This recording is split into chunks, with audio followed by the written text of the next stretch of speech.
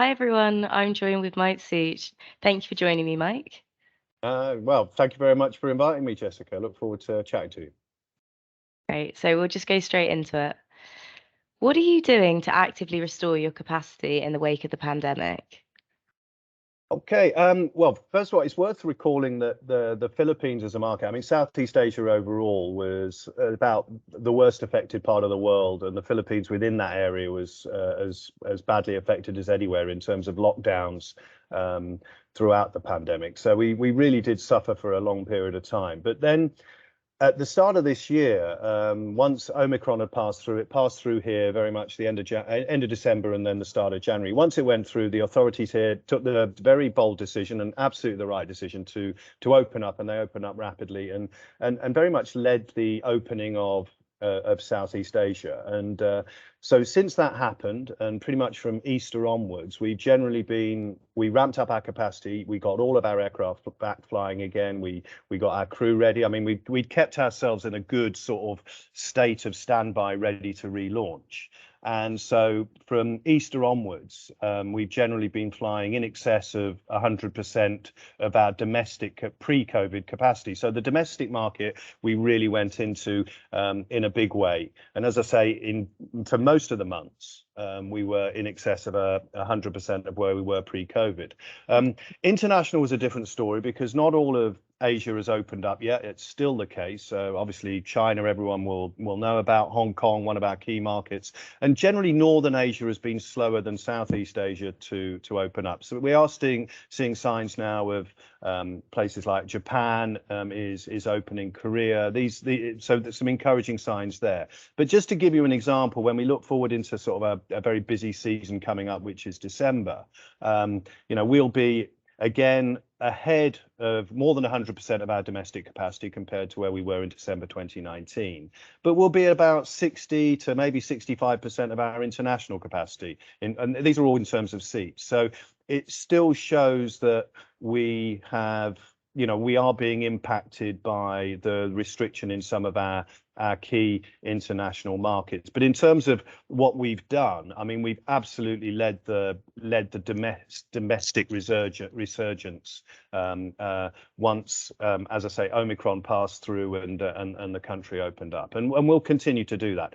Bear in mind, we're a very successful airline here in Southeast Asia, but our initial base as an airline was very much on the domestic, and so 70% of our seats pre-COVID were in the domestic market, and so that's why we were very keen to re-establish ourselves in there. But what we also want to do, of course, is make sure that we get back that all of that international capacity, and as I say, we're not quite there yet.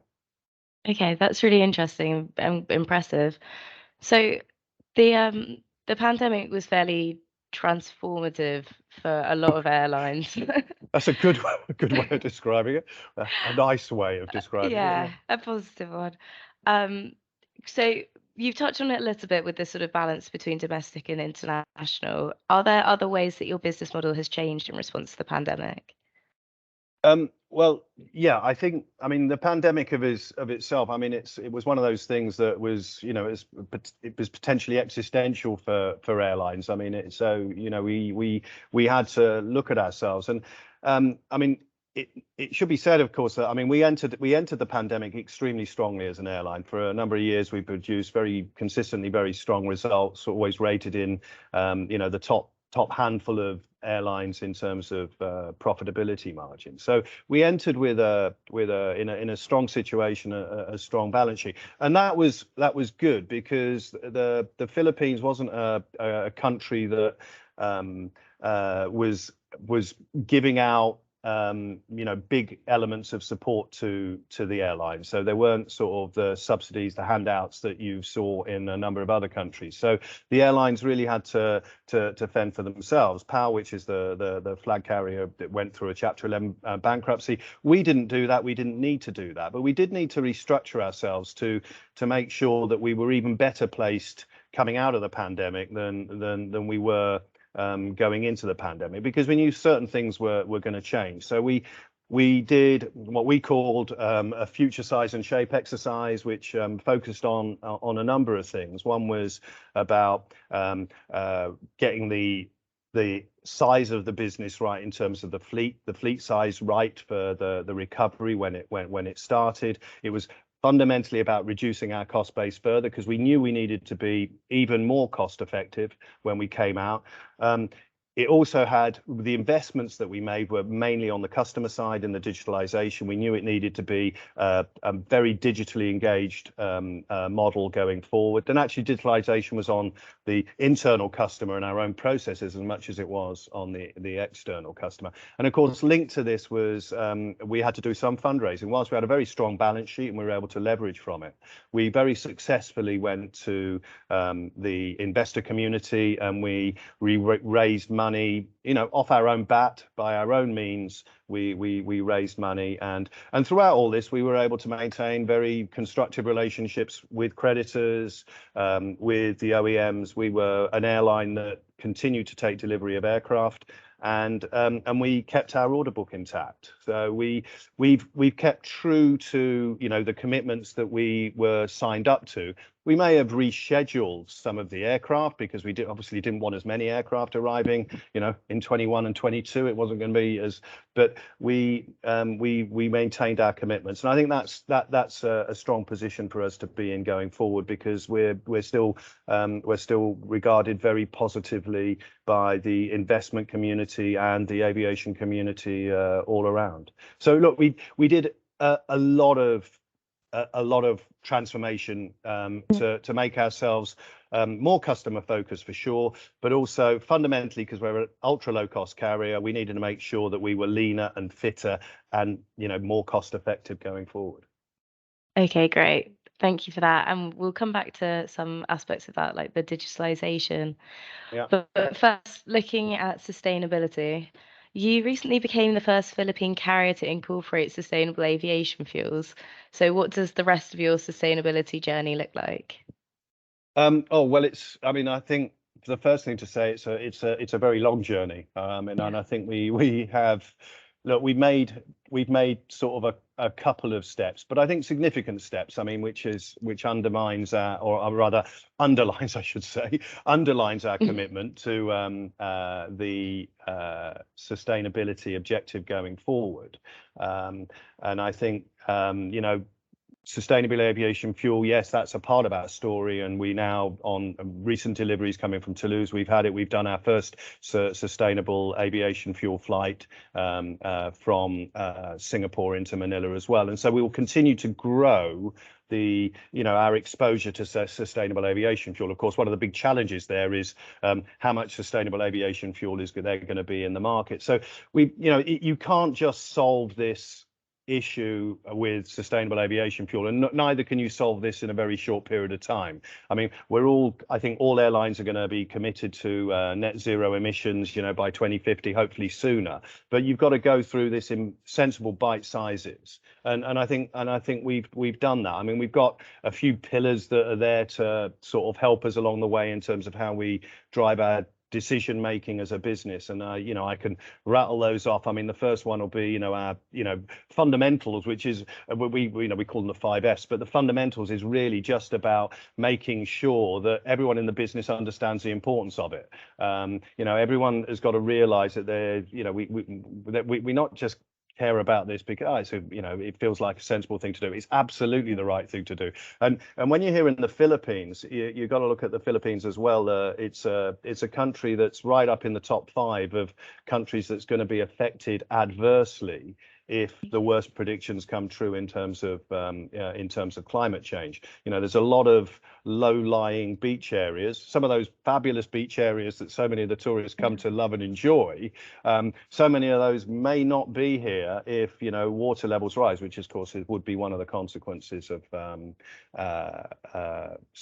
of climate change. Other one would be fleet. We've been very long-term. It's been part of our strategy. We've always operated a modern fleet. We've got one of the youngest fleets in the region, if not the world, and we will be fully neoed in terms of the most efficient engines by 2028. So that that's a great part. I mean, being able to sort of trim 15 to 20% off your fuel consumption is something that, well, it's a help. It's not getting rid of everything, but it's every little bit helps. There's not one silver bullet. You've got to do it all. And when we can look at fuel, yes, I've talked about sustainable aviation fuel and how we're continuing to grow our exposure to it. I mean, given the constraints in that market, everyone's looking for sustainable aviation fuel, and there's just not enough of it yet. And sadly as well, it's extremely expensive, or way more expensive than the normal jet fuel. But the other things you can do is just improve your efficiency in terms of how you're using it. So the efficiencies that we have in terms of the pilot practices that we're doing in terms of engine out taxi, we're both going on departure, arrival, all the things that you can do in the climb, the cruise, the descent, all these things that the pilots are doing very effectively are giving year-on-year benefits, not only in terms of from the environmental point of view, but also from a cost-saving point of view as well. So there's lots that we're doing on the fuel side. We look as well outside on another F would be, which we would call the footprint, and this is the things that perhaps aren't specifically airline, but these might be all the other associated elements. So what can we do in terms of, our head office buildings or our ground transportation vehicles? So big investment for next year is going to be in terms of all our ground transportation, converting those all to sort of battery powered, so buses, tugs, etc. So moving away from the more traditional sort of vehicles that are using conventional fuel, and of course, things like solar panels, so that the buildings that we're operating, we're generating our own electricity. I know these are tiny elements in relation to how much the footprint is impacted by the amount of fuel that we burn when we're as an airline. But look, you may as well do them. Get them out and do them. So we're doing all of those. And the other thing that the final F is, how do we sort of fund some of this? I mean, there is access to things like green bonds. So we're looking from the financial point of view in terms of how we can access some beneficial forms of financing to help us make some of these transitions, because these are investments. We've got to make them, but it's good that there are some efficient ways of helping us do that. So look, we've made a start, and I think we've made a significant start. I mean, well, it's probably 2 steps out. We've probably made 2 or 3 steps, and we've got about another 1,000 to go. But I think those steps that we've done are significant. And look, a long way to go. Look, we just, I mean, we're all proud here. We've recently just been recognized by CAPA for Asia's sort of Sustainability Airline of the Year award, for the initiatives that we've taken. So whilst I think we have to be extremely modest about what we've achieved, because in the grand scale of things, we've got a massive things to do. I think we're very proud as well that we've got some recognition for the efforts that we've made so far on the sustainability front. Absolutely. And it sounds like you've got a real sort of broad range of initiatives as well. So going to the sort of apparent paradox that is sustainability and growth, could you tell me a bit about your growth plans for the airlines?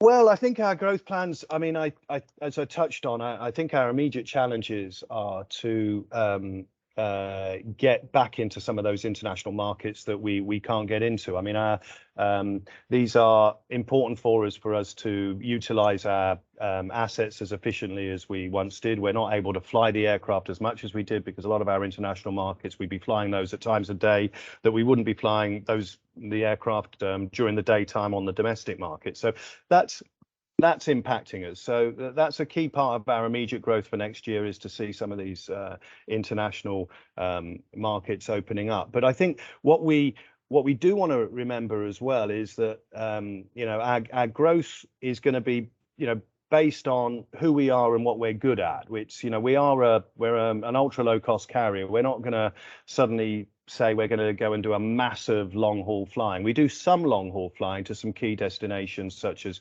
Dubai, where there's a lot of overseas Filipino workers there, and we do to destinations in Australia as well. We don't suddenly see that whilst there's some very good revenues being achieved on some of the long haul routes at the moment for a number of carriers. Philippine Airlines, for example, is doing extremely well on its long haul travel. We don't see that that's something that we're going to get into. Our core of our business is about re-establishing ourselves where we were, so very strong domestic focus, but getting back into those markets where we were before. Principally Northern Asia is the one that's been struggling to open up, Hong Kong especially, and China, and that's going to be our immediate challenge, and then building off the back of that, adding further capacity, further density into those routes. So we don't see a change in our model. We see getting us back to where we were in 2019 and how we anticipated to be growing in 2020, and with the same sort of focus as we had before. We're an ultra low cost carrier, so we've got to be cost efficient. We've got to offer very, very affordable prices, particularly in a market like the Southeast Asia. Affordability is extremely important for the masses of the populations here. And so that's going to be our key. So the growth is going to be very much going back into, well, where we were before and planning to grow off the back of that, rather than suddenly saying, hey, we're going to go and fly to all these fabulous long haul destinations, just because those are the destinations that for a number of carriers are making an awful lot of money at the moment. Because that's probably, there's a transitory element to that. One of the factors that you're seeing with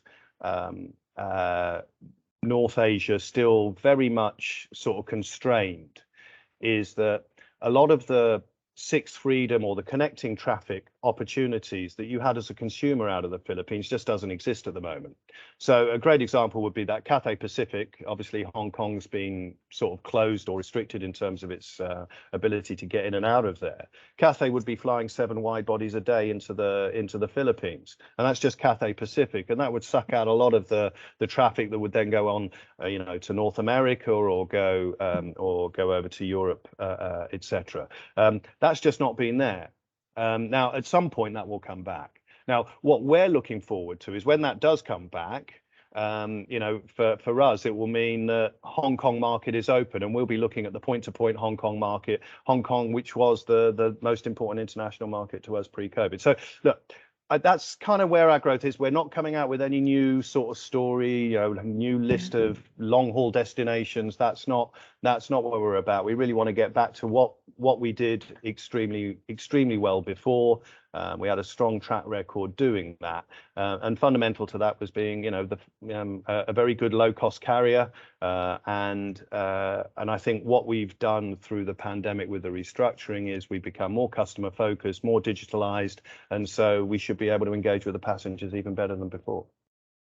Fantastic. And just touching on what you said there about digitalization, would you say that's central to your business model?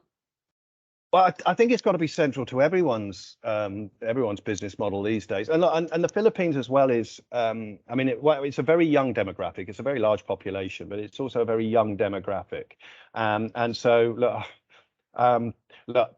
Thankfully, I'm not so old that I don't know how to operate my mobile phone. But there are plenty of people who are, the people around this part of the world, they really know how to use mobile phones. They're very digitally agile, and so we've got to interface with the growing population that is very savvy on mobiles. And of course, what comes with digitalization is that's how consumers increasingly want to interact. But it also serves very well, self-service. It means that it's cost effective as well. So not only is it a great consumer proposition, it's also cost effective. So it ties in very, very well to the ultra low cost principles.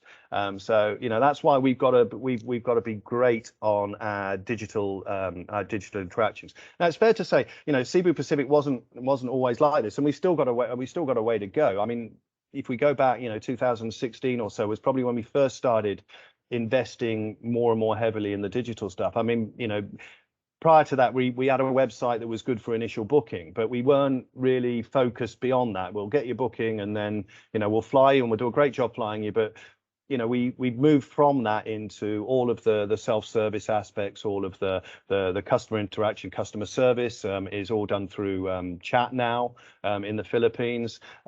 If there is, you want to do flight changes, the vast majority of interactions with the consumer are done through self-management portals that they go through themselves. And so this is a huge change. It's good for the consumer, and it's also cost effective for us. So look, we've got to do more of it.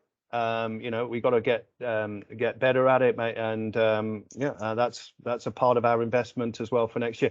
And when we look at the digitalization as well, it's not just the external consumer. The amount of stuff that we've done internally to sort of, I don't know, strip out some of our processes. We were slow in terms of, you know, just signing things off or making decisions. You know, we were signing bits of paper, stamping documents, and you know, all these sort of little things. They just matter. We're now much slicker. Right? Even our own staff travel, which used to be a very paper-based process, is now fully digitalized, which is again cost effective for us, and boy, do our staff much prefer it to the old paper mandrolic system that they had before. So yeah, digitalization is very key. It's going to be very cost effective, but it's hugely, I mean, the key one is it's so much better for the customer, and particularly the customer base here, where it's so young and they're so happy on their mobile phones.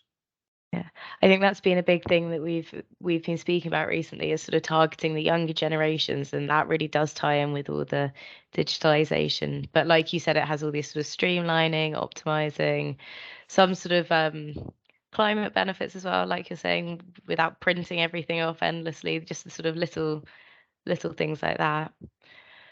So final question now, what are you looking forward to about Aviation Fest Asia? Oh gosh. Well, look, I've been traveling a bit in the last year or so, because I mean, about the last year when things started to open up, and it was been great to get around and see people. I still have thousands of people I haven't seen, and friends, but also lots of people in the industry, and it's just great to get a chance to get together with people what I haven't seen, and some new there'll be some new faces as well.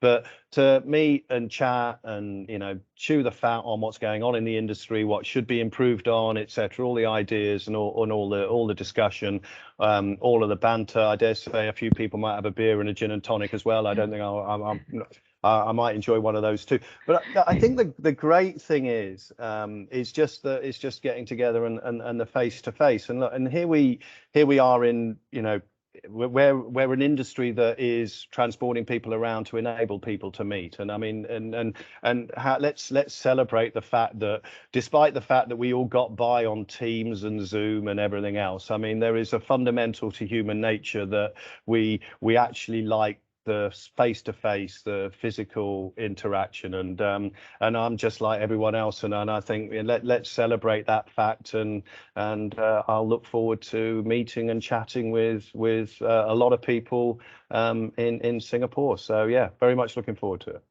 Great. Thank you so much for speaking with me today, Mike. Not at all. No, it's been a real pleasure. Thank you, Jessica. Thank you.